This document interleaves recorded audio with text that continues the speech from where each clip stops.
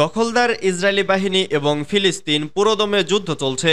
জানিয়ে দেব হাতে থাকা সর্বশেষ আপডেট আন্তর্জাতিক সংবাদ। প্রথমেই সংবাদ শিরোনাম, ইসরায়েলকে গাজায় পারমাণবিক বোমা ফেলার আহ্বান মার্কিন সিনেটরের। এরপর জানিয়ে দিব ইসরায়েলকে কড়া হুঁশিয়ারি ইরানের। এদিকে ইসরায়েলকে অস্ত্র না দেওয়ার আহ্বান অ্যামনেস্টির। আরও জানিয়ে দিব স্কুলে বোমা হামলার হুমকি, বাড়ি পাঠানো হলো শিক্ষার্থীদের। সর্বশেষ জানিয়ে দিব পঞ্চম মেয়াদে শপথ নিয়েই প্রতিরক্ষা মন্ত্রীকে সরালেন পুতিন। এতক্ষণ শুনছিলেন সংবাদ শিরোনাম, এবারে বিস্তারিত। তবে অনুরোধ থাকবে ভিডিওটিতে একটি লাইক করবেন এবং কমেন্ট করে জানিয়ে দিবেন এই ভিডিও সম্পর্কে আপনার মূল্যবান মন্তব্য। ইসরায়েলকে গাজায় পারমাণবিক বোমা ফেলার আহ্বান মার্কিন সিনেটরের। দ্বিতীয় বিশ্বযুদ্ধের সময় হিরোশিমা ও নাগাসিতে দুটি পারমাণবিক বোমার বিস্ফোরণ ঘটিয়েছিল যুক্তরাষ্ট্র। এবার ফিলিস্তিনের গাজায় একই ধরনের হামলা চালাতে ইসরায়েলের প্রতি আহ্বান জানিয়েছে মার্কিন সিনেটর লিন্ডসে গ্রাহাম। মার্কিন সম্প্রচার মাধ্যম এনবিসির মিট দ্য প্রেস অনুষ্ঠানে দেয়া এক সাক্ষাৎকারে এ আহ্বান জানান সিনেটর গ্রাহাম। তিনি বলেন, আমরা হিরোশিমা ও নাগাসিতে বোমা ফেলে যুদ্ধ শেষ করার সিদ্ধান্ত নিয়েছিলাম। সেটি সঠিক সিদ্ধান্ত ছিল। তাই ইসরায়েলকে বোমা দেওয়া উচিত যাতে তারা এই যুদ্ধ শেষ করতে পারে, তারা হারতে পারে না। ইসরায়েলের কট্টর সমর্থক হিসেবে পরিচিত লিন্ডসে গ্রাহাম ইসরায়েলকে অস্ত্র সরবরাহ বন্ধ করে দেওয়ার বাইডেন প্রশাসনের সিদ্ধান্তের তীব্র সমালোচনাও করেন। 1980-এর দশকে লেবাননে যুদ্ধের সময় ইসরায়েলে অস্ত্র সরবরাহ থেকে বিরত ছিল রোনাল্ড রিগান প্রশাসন। সেটিকে সঠিক সিদ্ধান্ত মানলেও বাইডেন প্রশাসনের সিদ্ধান্তের সমালোচনা কেন করছেন জানতে চাওয়া হয় গ্রাহামের কাছে।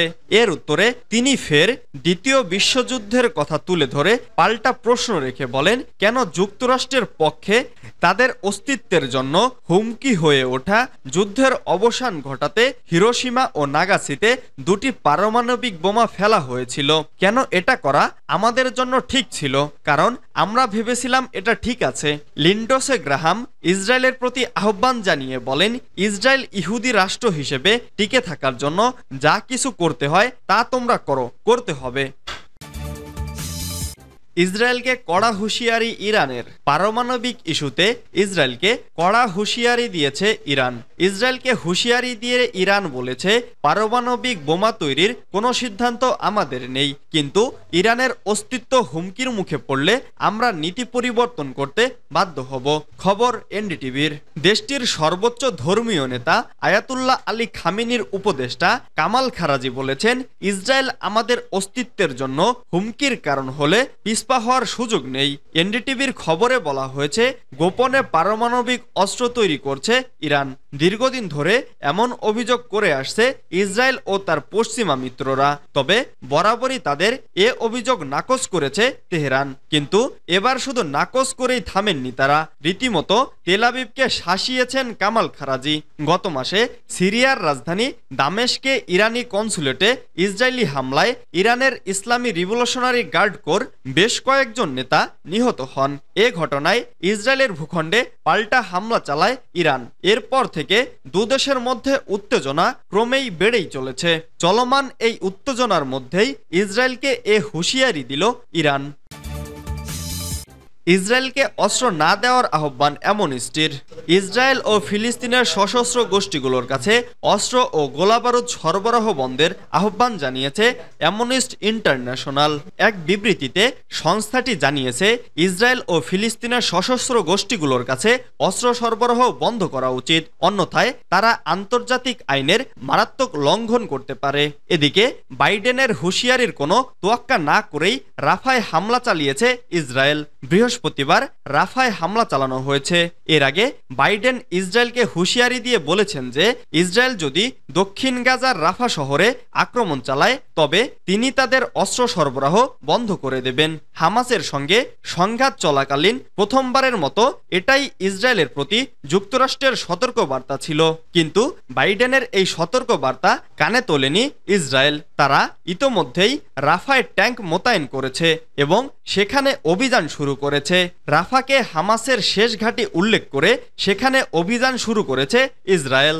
ইসরায়েলের প্রধানমন্ত্রী বেঞ্জামিন নেতানিয়াহু আগেই স্পষ্ট করে জানিয়ে দিয়েছেন যে তিনি রাফায় আক্রমণ করবেন। ব্যক্তিগতভাবে বেশ কয়েকজন মার্কিন কর্মকর্তা জানিয়েছেন প্রেসিডেন্ট বাইডেন এ বিষয়ে ইসরায়েলি প্রধানমন্ত্রীর সঙ্গে একমত নন। তিনি রাফায় হামলা চালানোর পক্ষপাতী নন। অন্যদিকে বিশ্ব স্বাস্থ্য সংস্থার মহাপরিচালক টেদ্রোস আধানম গেব্রেয়েসুস জানিয়েছেন দক্ষিণ গাজার হাসপাতালগুলোতে মাত্র ৩ দিন চলার মতো জ্বালানি রয়েছে।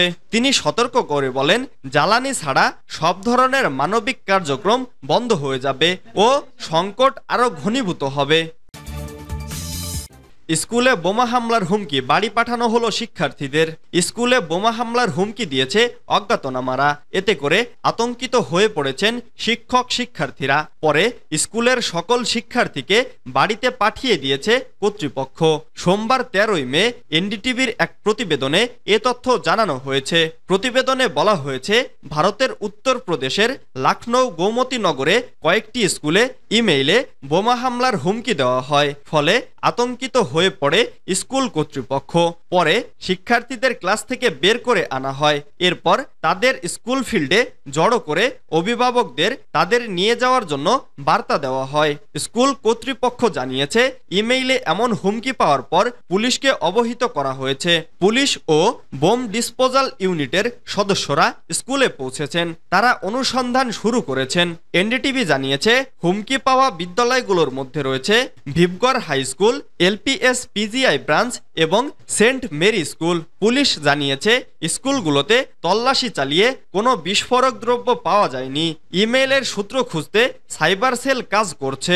এর আগে গত ১ মে সংবাদ মাধ্যম জানায় দিল্লির প্রায় ১০০ স্কুলে বোমা ও বিস্ফোরক পুঁতে রাখা হয়েছে বলে ইমেইলে হুমকি দেওয়া হয়। এরপরই ঘটে তুলকালাম। এসব স্কুলের সব শিক্ষার্থীকে বাড়িতে ফেরত পাঠানো হয়। এছাড়া দ্রুতই এসব স্কুল প্রতিষ্ঠান খালি করা হয়। ওই সময় দিল্লি পুলিশ জানায় হুমকির পর স্কুলগুলোতে তল্লাশি চালানো হয়েছে, তবে এতে কোনো কিছু পাওয়া যায়নি। দেশটির কর্মকর্তারা জানান ১ মে সকালে প্রায় ১০০ স্কুলে এ ইমেইল পাঠানো হয়। মেইল পাঠানোর পর অভিভাবকদের মধ্যে আতঙ্ক ছড়িয়ে পড়ে। এরপর স্কুল বন্ধ ঘোষণা করা হয় এবং শিক্ষার্থীদের বাড়িতে পাঠিয়ে দেওয়া হয়। দেশটির স্বরাষ্ট্র মন্ত্রণালয় জানায় এটি নিছক প্রতারণা। পঞ্চম মেয়াদে শপথ নিয়েই প্রধানমন্ত্রীকে সরালেন পুতিন। টানা পঞ্চম মেয়াদে শপথ গ্রহণের পর রাশিয়ার প্রতিরক্ষা মন্ত্রণালয়ে বড় ধরনের পরিবর্তন এনেছে দেশটির প্রেসিডেন্ট ভ্লাদিমির পুতিন। গত ১ যুগ ধরে রাশিয়ার প্রতিরক্ষা মন্ত্রণালয়ের দায়িত্ব সামলানো সের্গেই শোগুইকে সরিয়ে অর্থনীতিবিদ আন্দ্রেই বেলোভকে নিয়োগ দিয়েছেন তিনি। রোববার রাশিয়ার প্রতিরক্ষা মন্ত্রী হিসেবে সেইগুর পরিবর্তে বেলোভের নাম প্রস্তাব করেন পুতিন। গত মঙ্গলবার জমকালো আয়োজনে পুতিনের শপথ গ্রহণের পর দেশটির আইন অনুযায়ী পুরনো মন্ত্রিসভার সব সদস্য একযোগে দায়িত্ব ছাড়েন। নবগঠিত মন্ত্রিসভাও তাদের অধিকাংশকে দায়িত্বে রাখা হবে বলে ধারণা ছিল সবার। তবে এর মধ্যে কপাল পড়েছে শোগুইয়ের। এ বিবৃতিতে ক্রেমলিন জানিয়েছেন প্রতিরক্ষা মন্ত্রণালয়ের দায়িত্ব থেকে সরিয়ে শোগুইকে রাশিয়ার নিরাপত্তা পরিষদের সচিব হিসেবে নিয়োগ দেওয়া হয়েছে। রোববার রাশিয়ার সীমান্তবর্তী শহর বেলগোরোদে হামলায় ১৩ জন নিহত হয়েছে। এ ঘটনায় আহত হয়েছে আরও অন্তত ২০ জন। শহরের একটি ১০তলা ভবন আংশিকভাবে ধসে পড়েছে। হামলায় ইউক্রেনকে দায়ী করেছে রাশিয়া, তবে এ বিষয়ে ইউক্রেনের পক্ষ থেকে কোনো মন্তব্য আসেনি।